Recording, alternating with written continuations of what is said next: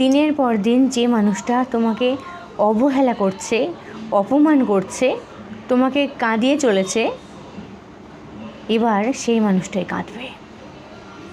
এবার সেই মানুষটাই তোমার কথা ভাববে। শুধু মেনে চলো এই 3টি নিয়ম।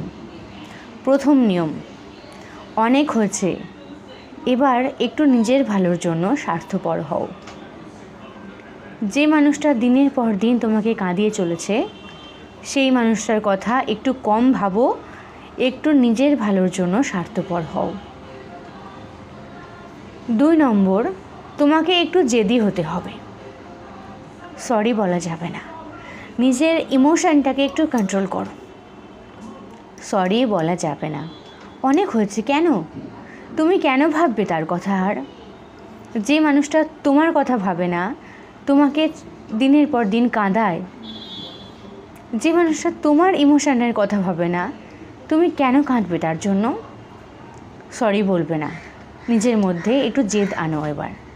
এবার একটু স্ট্যান্ড করো, নিজেকে একটু স্ট্যান্ড করাও, এটা করতেই হবে তোমাকে। 3 নম্বর, এবার নিজের হিসেবটাকে একটু বুঝে নাও। কষ্টের বদলে কষ্ট, ভালোবাসার বদলে ভালোবাসা, একদমই তাই।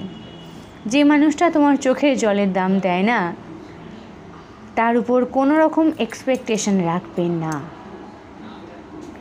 কষ্ট হচ্ছে, এটা কোনো ইগো নয় বন্ধু, এটা হলো সেলফ রেসপেক্ট।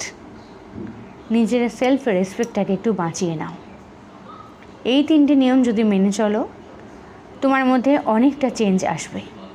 আর সেই মানুষটা অবাক হবে তোমাকে দেখে, এবং সে এটা ভাববে যে তোমার মধ্যে এতটা চেঞ্জ এলো কীভাবে। সে কিন্তু নিজের ভুলটা তখনই বুঝতে পারবে। অবাক হবে সে তোমাকে দেখে, দেখবে সে তখনই নিজের ভুলগুলো বুঝবে, তার আগে নয়। তাই এই 3টি নিয়ম তোমাকে মেনে চলতেই হবে। চলো।